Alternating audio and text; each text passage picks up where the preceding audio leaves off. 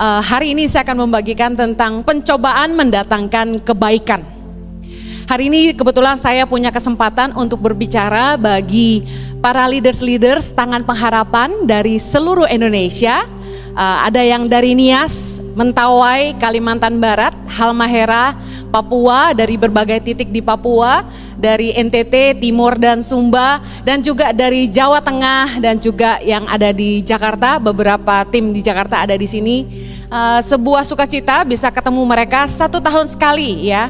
Dan bersyukur kepada Tuhan meskipun di tengah-tengah pandemi kita masih bisa ketemu ya, meskipun tidak sebanyak biasanya karena kita masih menjaga protokol kesehatan dan juga protokol new normal supaya memastikan setiap peserta datang dan pulang dalam keadaan sehat. Ada sukacita? Suaranya boleh masuk? Ada sukacita? Amin. Oke, hari ini saya akan share tentang persoalan mendatangkan kebaikan. Saya berdoa firman Tuhan yang saya sampaikan ini bisa membangun iman kita semua. Oke, saya mau tekankan dan ingin ingatkan kepada kita semua bahwa pencobaan itu bukan berasal dari Allah, tapi Tuhan mengizinkan pencobaan itu datang dalam hidup kita. Pencobaan bukan berasal dari Allah, tapi Allah mengizinkan kita dicobai dalam batas kemampuan kita. Saya tunjukkan ayatnya. Yang pertama dalam Yakobus 1 ayat 13. Kita baca sama-sama. Apabila seorang dicobai, janganlah ia berkata, pencobaan ini datang dari Allah. Sebab Allah tidak dapat dicobai oleh yang jahat, dan ia sendiri tidak mencobai siapapun. Saya selalu yakin, mau pandemi corona, mau masalah apapun dalam hidup kita, Tuhan tidak dengan sengaja mendatangkannya dalam hidup kita. Pencobaan itu tidak pernah berasal dari Allah. Tuhan tidak pernah melakukan yang buruk dan jahat kepada kita, karena Tuhan itu mengasihi kita. Amin. Kalaupun Tuhan mengizinkan iblis mencobai kita, Tuhan memberikan perlindungan dan batas bahwa kita tidak akan dicobai melampaui kekuatan kita sebagai manusia. 1 Korintus 10 ayat 13. Kita baca sama-sama. Pencobaan-pencobaan yang kamu alami ialah pencobaan-pencobaan biasa yang tidak melebihi kekuatan manusia. Sebab Allah setia, dan karena itu Ia tidak akan membiarkan kamu dicobai melampaui kekuatanmu. Pada waktu kamu dicobai, Ia akan memberikan kepadamu jalan keluar sehingga kamu dapat menanggungnya. Katakan, saya dapat menanggungnya. Saya mau angkat kisah Ayub, di mana di kisah inilah sangat jelas apa sih yang terjadi sebenarnya dengan kita. Kenapa sampai kita mengalami banyak masalah, pergumulan, tantangan selama hidup kita. Kayaknya banyak banget, gak ada habisnya. Tantangan kita beda-beda. Ibu Ani mengalami tantangan kedukaan, ditinggal oleh suami tercinta. Saya mengalami kedukaan yang berbeda, dan kalian semua mengalami masalah yang berbeda seperti dengan kami. Ayub menjadi salah satu gambaran kenapa Tuhan mengizinkan. Mari kita lihat sama-sama dalam Ayub 1 ayat yang ke-6. Sama-sama baca. Pada suatu hari datanglah anak-anak Allah menghadap Tuhan, dan di antara mereka datanglah juga iblis. Maka bertanyalah Tuhan kepada iblis, dari mana engkau? Lalu jawab iblis kepada Tuhan, dari perjalanan mengelilingi dan menjelajah bumi. Lalu bertanyalah Tuhan kepada iblis, apakah engkau memperhatikan hambaku Ayub? Sebab tiada seorang pun di bumi seperti dia, yang demikian saleh dan jujur, yang takut akan Allah dan menjauhi kejahatan. Ayat 9. Lalu jawab iblis kepada Tuhan, apakah dengan tidak mendapat apa-apa Ayub takut akan Allah? Nah, ini yang menjadi tantangan iblis kepada Tuhan. Apakah kalau tidak mendapat apa-apa Ayub takut akan Allah? Mari bertanya kepada dirimu hari ini, kalau doamu tidak dijawab, apakah engkau takut akan Allah? Hari ini kalau engkau tidak mendapat apa-apa, apakah engkau akan tetap takut akan Allah? Saya percaya pencobaan itu diizinkan oleh Tuhan datang dalam hidup kita untuk menguji iman dan hati kita. Katakan amin. Karena kadang-kadang kita bersyukur kalau kita diberikan apa yang kita mau. Tapi apakah kita tetap bersyukur ketika kita tidak memperoleh apa yang kita inginkan? Jomblo gak laku-laku, masih bersyukur gak? Richie udah gak jomblo tahun ini, puji Tuhan. Ayub 1 ayat 10, iblis bilang gini sama Tuhan. Bukankah engkau yang membuat pagar sekeliling dia dan rumahnya serta segala yang dimilikinya? Apa yang dikerjakannya telah kau berkati dan apa yang dimilikinya makin bertambah di negeri itu. Ayat 11, iblis nantang Tuhan. Tetapi ulurkanlah tanganmu dan jamalah segala yang dipunyainya, ia pasti mengutuki engkau di hadapanmu. Bukankah kita sering begitu ya Grace ya? Ayat 12, maka firman Tuhan kepada iblis, nah segala yang dipunyainya, ini Tuhan yang ngomong, ada dalam kuasamu, hanya janganlah engkau mengulurkan tanganmu terhadap dirinya. Yakinlah Tuhan gak akan pernah membiarkan iblis mencobai kita melebihi batas kemampuan kita. Anak-anak Tuhan akan selalu dilindungi Tuhan, katakan amin. Kemudian pergilah iblis dari hadapan Tuhan. Saya percaya pencobaan itu bukan berasal dari Tuhan. Kalau ada yang tanya, Ibu Heni, apakah corona Tuhan yang datangkan? Saya bilang bukan. Tuhan tidak pernah mendatangkan kecelakaan.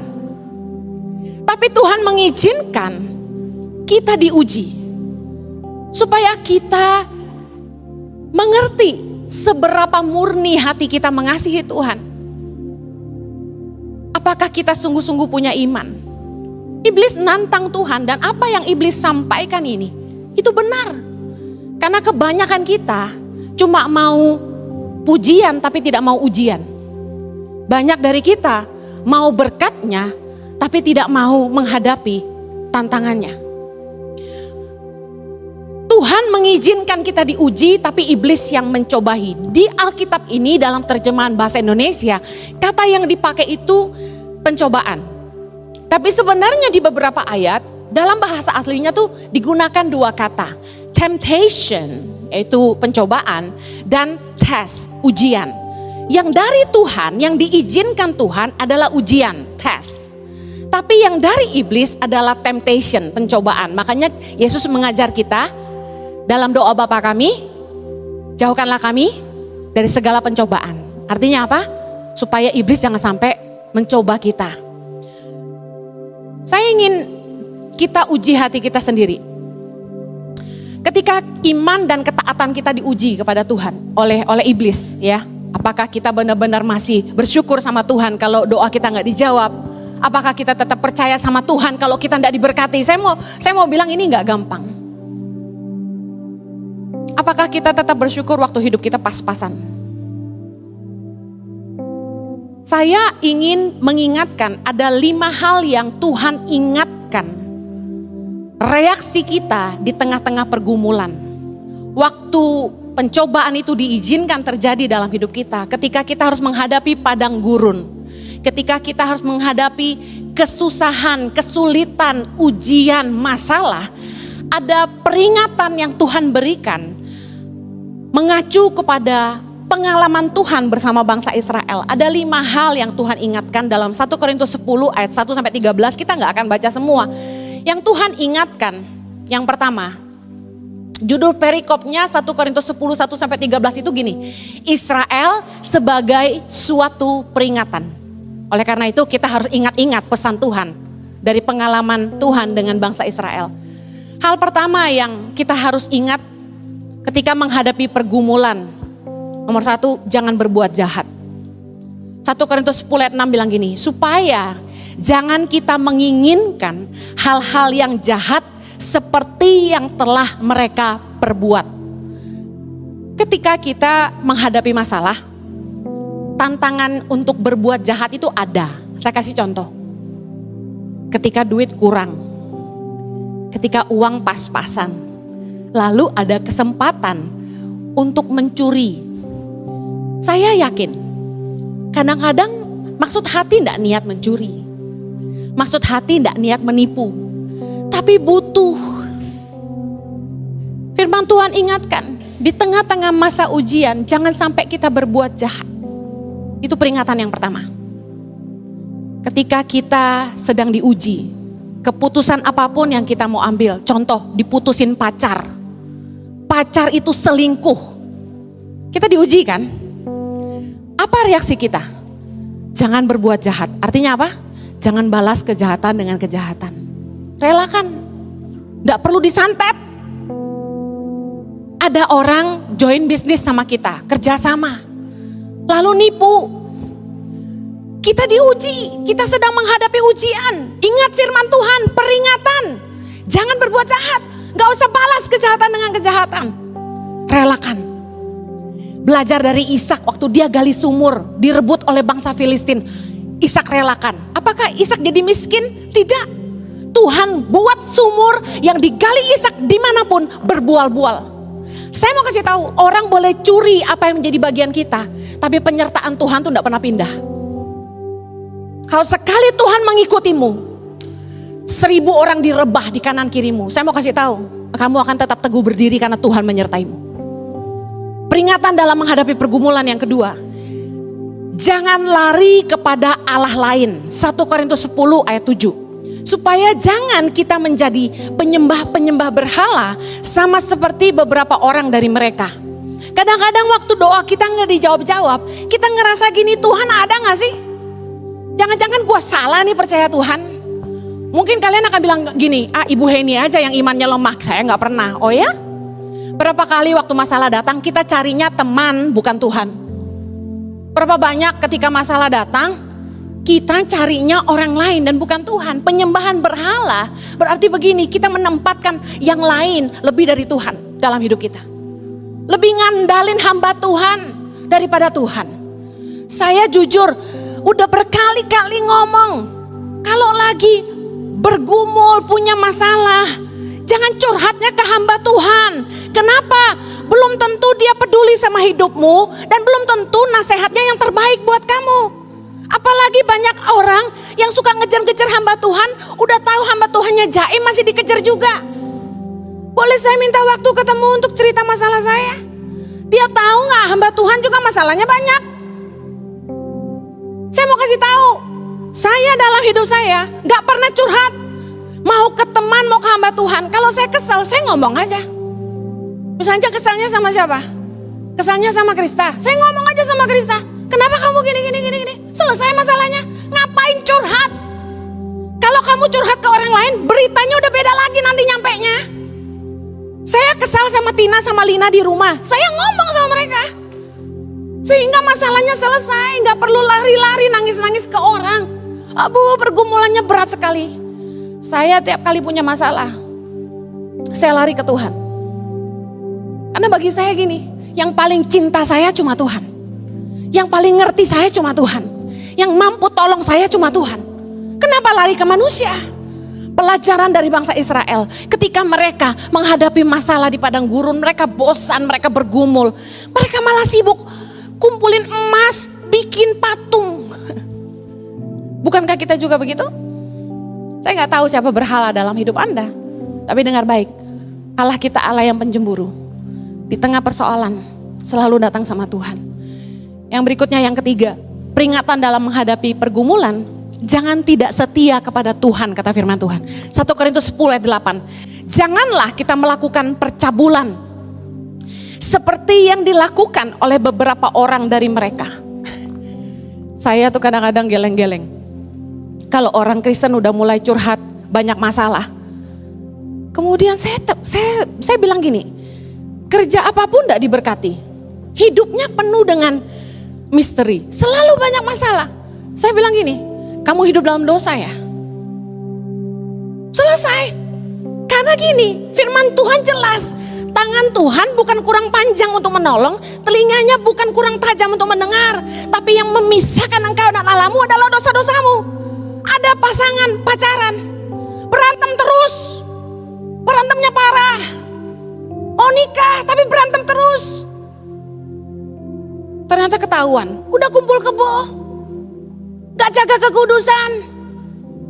Kalau orang pacaran udah gebuk-gebukan, pacaran udah kasar, pacaran udah gak ada nilai penghargaan, saya langsung bilang gini, kamu gak jaga kekudusan. Karena efek dari dosa selalu membawa duka cita. Rumah tangga yang awal-awalnya itu penuh dengan pertengkaran, penuh dengan air mata, gak bahagia. Coba cek, waktu pacaran gak jaga kekudusan. Jadi anak-anak muda denger nih, banyak yang jomblo. Jangan asik-asik, esek-esek. Saya kasih tahu, bayar harganya nanti kalau nikah. Banyak orang yang gak jaga kekudusan waktu pacaran, nikahnya gak menemukan kepuasan. Selingkuh gak habis-habis akhirnya. Kalau kita mau diberkati Tuhan, hiduplah dalam kebenaran. Jangan hidup dalam percabulan. Yang keempat, peringatan dalam menghadapi pergumulan. Jangan mencobai Tuhan. 1 Korintus 10 ayat 9. Janganlah kita mencobai Tuhan seperti yang dilakukan oleh beberapa orang dari mereka. Mencobai Tuhan tuh gini. Saya diingatkan tentang Yesus. Dalam ujian, pencobaan yang dialami Yesus, dengar, kalau kita dicobai, itu biasa. Karena Yesus pun dicobai. Ingat waktu Yesus puasa di padang gurun 40 hari, dibawa oleh Roh Kudus ke padang gurun, untuk dia apa? Dicobai oleh iblis, dibawa sama iblis ke 3 tempat. Ingat, salah satu pencobaan yang dilakukan oleh iblis kepada Yesus adalah Yesus dibawa ke atas bubungan bait Allah. Lalu Yesus disuruh terjun ke bawah dengan kata-kata gini, aku mendengar tentang engkau bahwa dia akan mengirimkan malaikatnya untuk menatang kakimu. Ayo terjun, pasti kamu selamat. Iblis tantang gitu. Saya mau kasih tahu gini, Yesus saya yakin punya ilmu terbang. Saya yakin kalaupun Yesus betul-betul terjun dari bubungan bait Allah, Yesus tidak akan celaka. Anda yang percaya angkat tangan sama saya. Kalau Yesus benar-benar terjun dari bubungan bait Allah. Apa sih yang sulit buat Yesus, benar gak? Cueh, ambil lu dari tanah, dibulet-bulet, masukin jadi mata.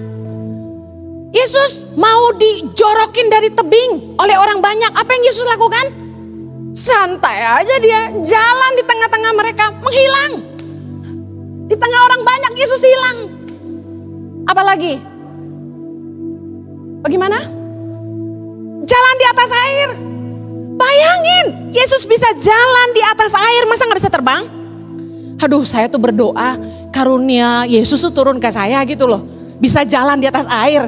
Jadi kan saya gak usah belajar berenang. Kalau kita ke Papua, kita aman. Punya satu jurus Yesus saja jalan di atas air, saya bahagia sekali. Dengar baik, Yesus bisa ubah batu jadi roti, tapi Yesus gak lakukan. Menarik sekali ketika disuruh terjun dari bubungan bait Allah, Yesus bilang gini, jangan mencobai Tuhan Allahmu. Artinya gini, masalah tuh jangan dicari. Jangan sok jagoan iman. Orang Kristen zaman sekarang pakai kalung besar sekali. Saya mau kasih tahu, mau kalungmu sebesar apa bentuk salib, kalau kamu tidak jaga diri pasti kena COVID. Yakin enggak? Saya mau bilang, jangan tantang Tuhan.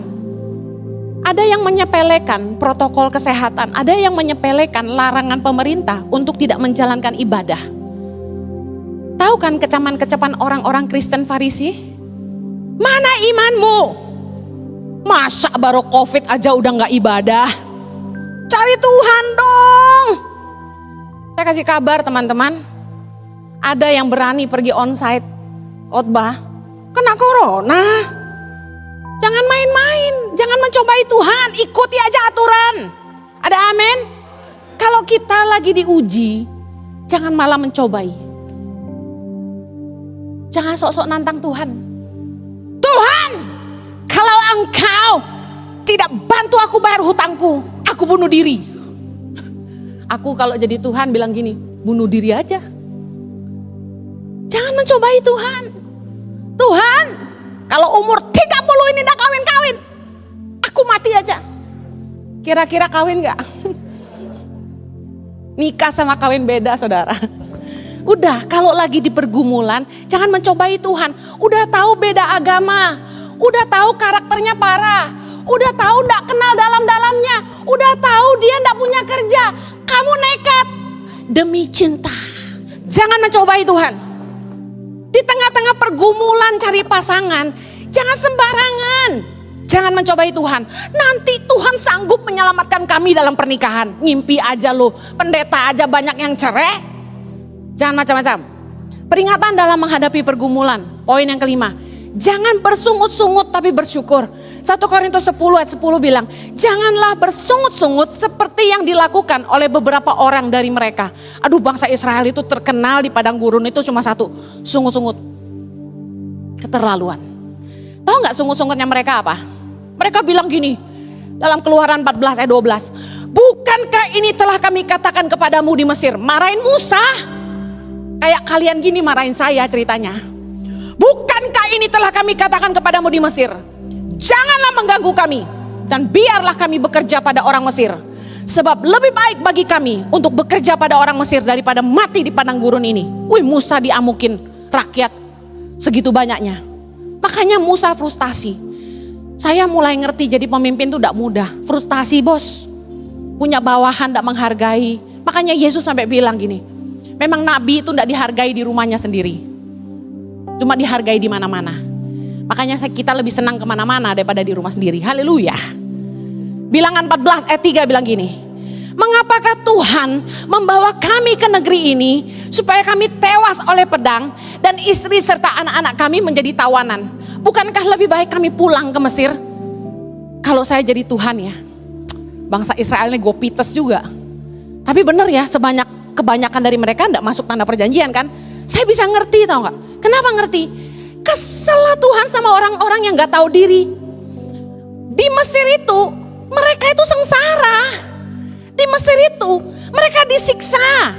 Ayatnya Keluaran 3 ayat 7. Dan Tuhan berfirman, aku telah memperhatikan dengan sungguh kesengsaraan umatku di tanah Mesir. Aku telah mendengar seruan mereka yang disebabkan oleh pengerah-pengerah mereka. Ya, aku mengetahui penderitaan mereka. Bangsa Israel itu kenapa diselamatkan Tuhan keluar dari Mesir? Karena mereka disiksa. Jadi budak rodi. Makanya Musa bangkit dan membunuh salah satu serdadu Mesir. Karena melindungi bangsa Israel. Keluaran 3 ayat 9. Sekarang seruan orang Israel itu telah sampai kepadaku, juga telah kulihat betapa kerasnya orang Mesir menindas mereka. Jadi keadaan bangsa Israel di Mesir tuh gak baik. Disiksa, ditindas. Bilangan 20 ayat 15. Bahwa nenek moyang kami pergi ke Mesir dan kami lama diam di Mesir. Dan kami dan nenek moyang kami diperlakukan dengan jahat oleh orang Mesir. Lah, di Mesir apa mereka baik keadaannya? Enggak.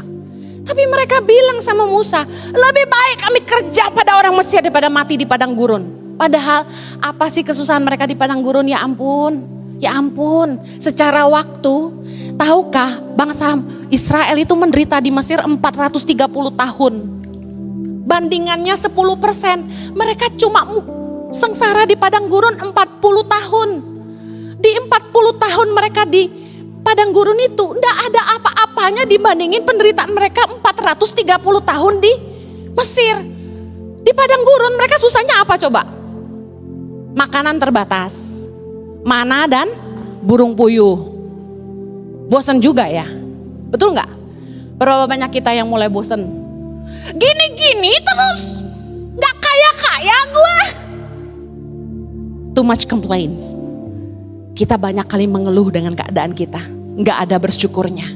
Kita bilang, dulu waktu masih dunia, kayaknya hidup lebih bahagia.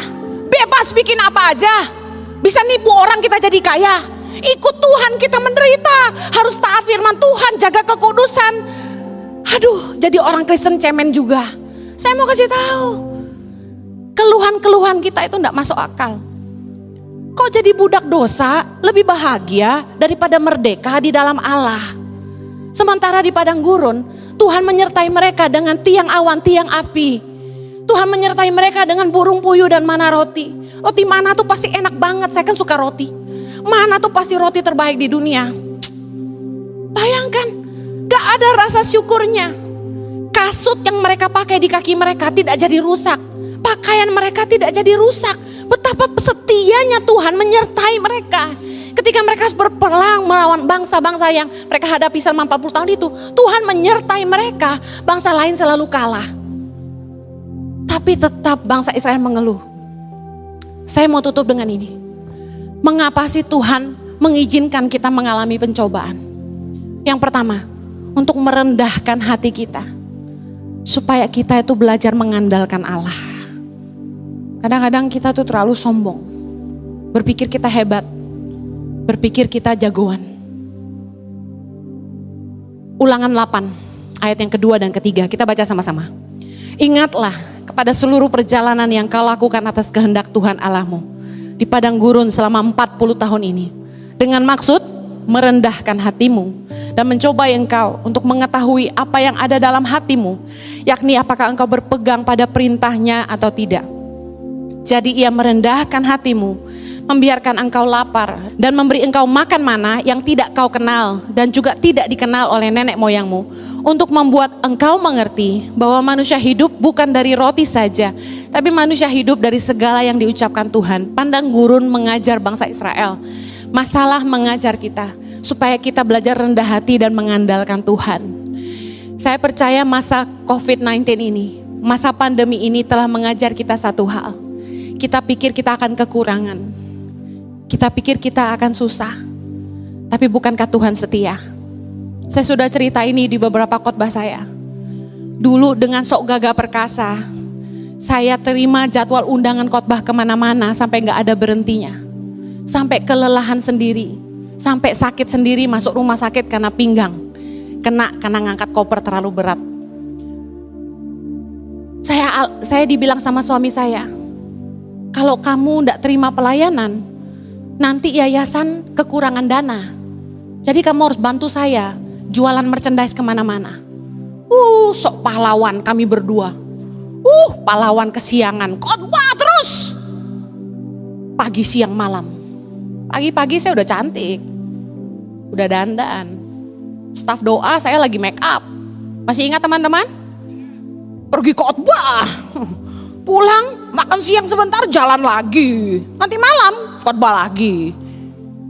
Sok jagoan, badan rontok, jiwa kering, hubungan rusak, sama anak gak ketemu, sama staf gak diurus.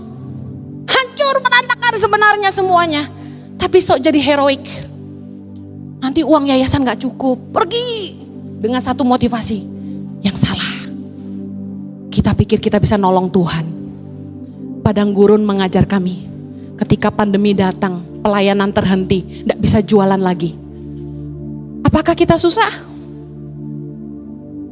Tuhan membuktikan Dia setia. Pandemi ini mengajar saya khususnya, hidup mengandalkan Allah. Rendah hatilah Heni, yayasan ini ada bukan karena kamu. Uang yayasan itu ada bukan karena kamu. Tuhan tuh seolah mau ngajarin saya, aku ndak butuh kerja kerasmu. Tuhan cuma mau saya. He only wants me. Sebagai nabi yang Tuhan tunjuk buat pelayanan ini, sudah seharusnya saya lebih banyak mendengar Tuhan daripada khotbah di jalanan.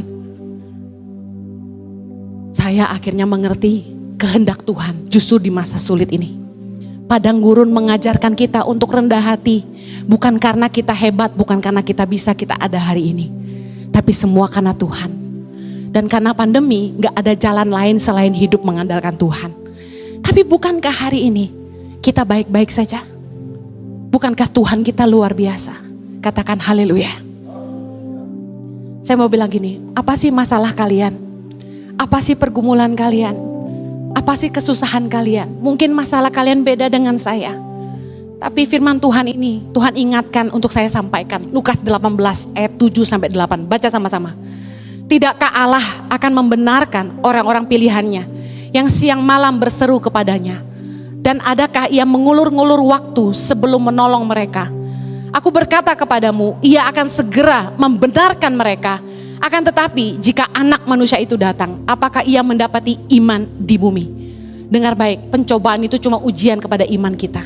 Teruslah berharap sama Tuhan, jangan tidak setia. Yang kedua, mengapa Tuhan mengizinkan kita mengalami pencobaan? Untuk menguji ketaatan kita dan mengajar kita untuk hidup takut akan Allah. Ulangan 8 ayat yang kedua. Bersama-sama baca. Ingatlah kepada seluruh perjalanan yang kau lakukan atas kehendak Tuhan Allahmu di padang gurun selama 40 tahun ini. Dengan maksud merendahkan hatimu dan mencobai engkau untuk mengetahui apa yang ada dalam hatimu. Yakni apakah engkau berpegang pada perintahnya atau tidak. Maka haruslah engkau insyaf bahwa Tuhan Allahmu mengajari engkau seperti seorang mengajari anaknya. Oleh sebab itu haruslah engkau berpegang pada perintah Tuhan Allahmu dengan hidup menurut jalan yang ditunjukkannya dengan takut akan Dia. Kadang-kadang sebagai manusia kita tuh gak jujur sama hati sendiri. Bahkan kadang-kadang saking sibuknya kita gak pernah punya waktu untuk merefleksi diri dan menemukan isi hati kita yang sesungguhnya. Padang gurun, masa ujian membuat kita akhirnya ngerti ternyata hati saya begini. Dan menguji ketaatan kita, apakah kita sebenarnya hidup takut akan Tuhan. Dalam kesulitan apapun, jangan sampai ngambil keputusan yang tidak takut akan Tuhan. Pastikan kita tetap hidup di dalam kebenaran. Pergumulan masalah dipakai Tuhan untuk membersihkan kita dari cara-cara hidup kita yang lama. Memulihkan cara berpikir kita, cara pandang kita, melucuti mentalitas budak dosa dari hidup kita. Bangsa Israel itu tinggal di Mesir 430 tahun. Tadi saya sudah katakan. Tuhan tahu bahwa gaya hidup orang Mesir, gaya hidup orang Mesir bicara soal gaya hidup dunia, itu melekat dalam hidup mereka. Dan bahkan mentalitas budak, mereka 430 tahun ditindas. Ada mentalitas budak yang melekat.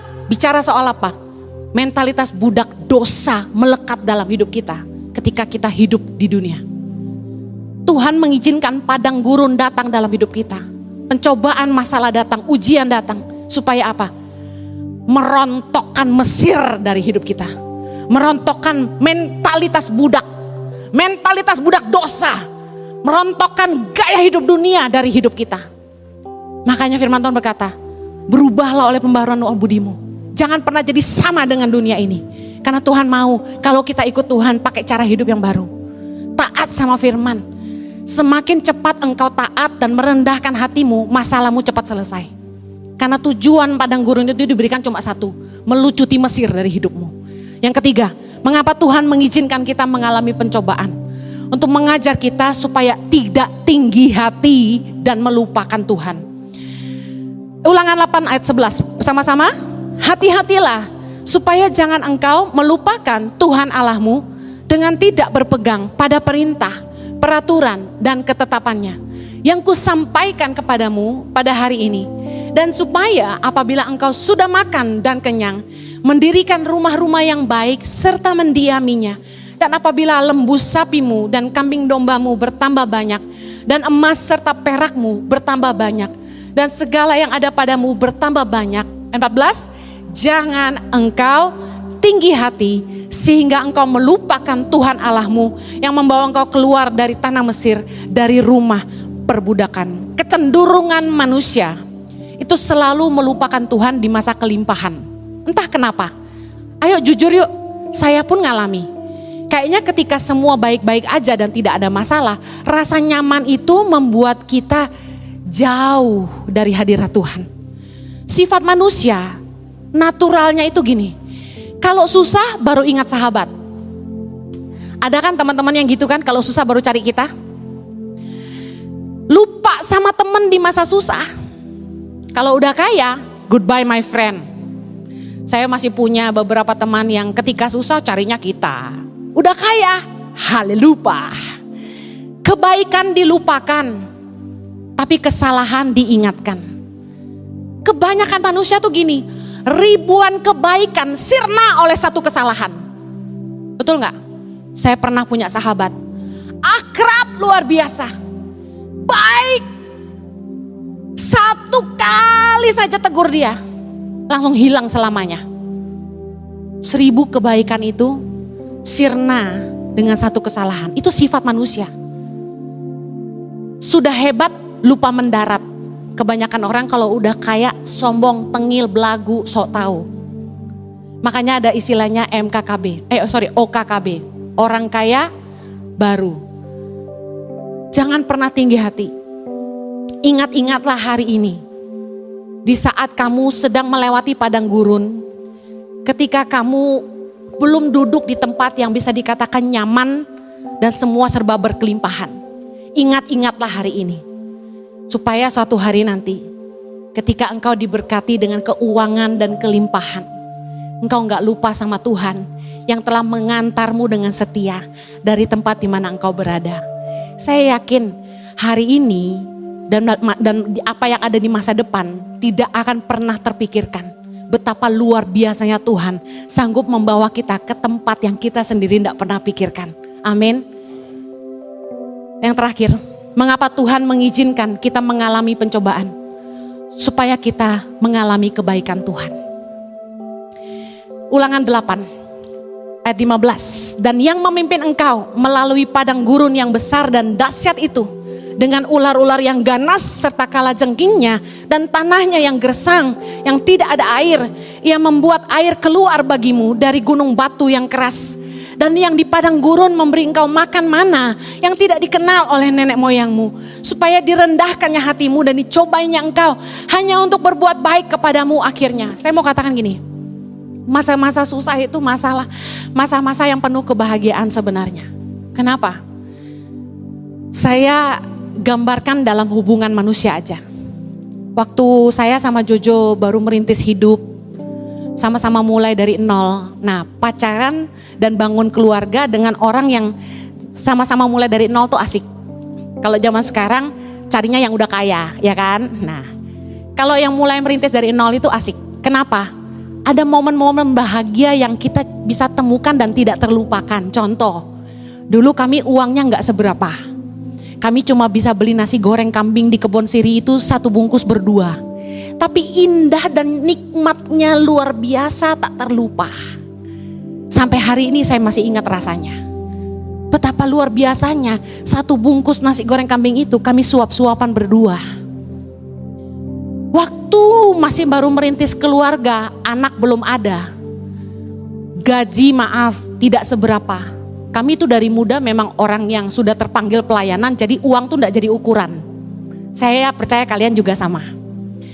Uang enggak seberapa, jadi ngirit luar biasa. Dari umur 25 sebelum nikah, kami tuh sudah nyicil rumah sama-sama. Jadi uangnya kami gabung, kami cicil rumah, sisanya bisa kebayang dong tinggal berapa gitu kan. Nah, di saat uang enggak seberapa itu, kami ngirit banget.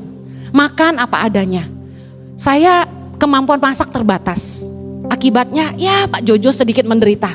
Tapi luar biasanya dengan penuh cinta dia tidak pernah marah, tidak pernah berkeluh kesah, makan apa adanya. Momen-momen itu indah luar biasa. Tapi ketika uang sudah mulai ada, kenikmatan sudah mulai meningkat, kepedasan bisa marah. Jadi saya mau ingatkan gini, di masa-masa susah, temukan kenikmatan-kenikmatan yang kamu tidak akan pernah lupa. Masa kesusahan adalah pengalaman dengan Tuhan yang tidak akan pernah terlupakan. Bagaimana Tuhan menolong saya melewati hari demi hari. Bisa bayar uang sekolah, tiba-tiba ada orang yang kasih uang gak tahu dari mana. Ngalami pertolongan Tuhan, gak pernah gak punya kerja, sementara orang bergumul cari kerja, saya gak pernah gak punya kerja. Dapat favor dari Tuhan, gak punya uang buat liburan, bisa diundang pergi ke Amerika, pergi ke Israel, diundang. Jadi semua dibayarin.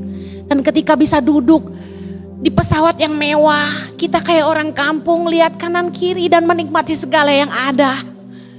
Saya mau kasih tahu, nikmati kemurahan Tuhan di masa-masa ini. Ketika kamu susah dan kamu mengalami kebaikan Tuhan, jangan berhenti mengecap dan berkata, terima kasih Tuhan. Kecaplah dan lihatnya betapa baiknya Tuhan itu. Amin, saya tutup. Saya mau bilang gini, makan paling nikmat itu justru saat kita kelaparan. Setuju dengan saya? Waktu lagi lapar banget, makan tuh jauh lebih nikmat. Sama, pengalaman dengan Tuhan di masa kesusahan tidak pernah terlupakan. Masa-masa kesesakan justru membuat kita menemukan pertolongan Tuhan. kemustahilan membuat kita melihat mujizat Tuhan. Jangan takut sama masalah, jangan takut sama cobaan, jangan takut sama tantangan. Justru kita akan melihat tangan Tuhan bekerja dan menolong kita. Nikmatilah kuasanya bekerja dan mujizatnya nyata. Amin. Percayalah bahwa Tuhan itu gak akan pernah meninggalkan kita. Seperti Bapa yang sayang sama anaknya. Tuhan selalu mau yang terbaik buat kita. Sesulit apapun pergumulan yang kita lewati, kita cuma perlu berpegang kepada satu hal, bahwa Tuhan sayang kita. Kalau kamu ragu sama umurmu, Tuhan udah umur segini, kok gak ketemu jodoh juga. Jadi guru pedalaman di tangan pengharapan, punya pacar pun LDR Tuhan. Tapi tidak sedikit yang cinlok juga, haleluya. Amin. Tapi saya mau bilang gini, kalau kamu sungguh-sungguh hidup mengandalkan Tuhan, kamu sungguh-sungguh mengasihi Tuhan, bilang sama dirimu, Tuhan lebih peduli hidupku. Masakan dia ciptakan aku secantik ini buat jadi jomblo? Tapi kalau kamu percaya kepada kasih Tuhan, saya mau kasih tahu, jomblo pun untuk kebaikan. Saking percayanya sama Tuhan gitu loh. Mau jomblo, mau nikah, apapun keputusan Tuhan, itu yang terbaik buat kita. Percaya gak sama kasih Tuhan? Jangan lupa, pencobaan Tuhan izinkan terjadi untuk merendahkan hati supaya kita mengandalkan Tuhan. Pencobaan Tuhan izinkan untuk menguji ketaatan kita akan firman dan mengajar kita hidup takut akan Allah. Pencobaan mengajar kita untuk tidak tinggi hati dan melupakan Tuhan. Pencobaan membuat kita mengalami kebaikan Tuhan. Mari kita berdoa. Bapa di sorga, terima kasih untuk firman-Mu. Berdoa buat setiap umat-Mu yang mendengarkan firman Tuhan yang disampaikan Tuhan. Kalau ada mereka yang di tengah-tengah pergumulan, mereka insecure dengan masa depan mereka, hamba-Mu berdoa agar mereka belajar mempercayai kasih-Mu bagi mereka. Bahwa Tuhan gak akan pernah meninggalkan mereka. Pencobaan-pencobaan yang kami alami gak akan pernah melebihi kemampuan kami. Karena Tuhan setia dan Tuhan pasti memberikan jalan keluar. Kami percaya Tuhan ada jawaban dalam atas doa-doa kami. Tuhan, hamba-Mu berdoa, jagai anak-anak-Mu, jauhi dari kejatuhan. Jauhkan dari pengambilan keputusan yang salah. Biarlah mereka hidup dalam takut akan Tuhan. Biarlah bibir mereka selalu penuh dengan ucapan syukur kepada Allah. Terima kasih Tuhan. Hamba-Mu percaya Engkau telah menyediakan yang terbaik buat masa depan mereka. Demi nama Yesus kami berdoa. Amen.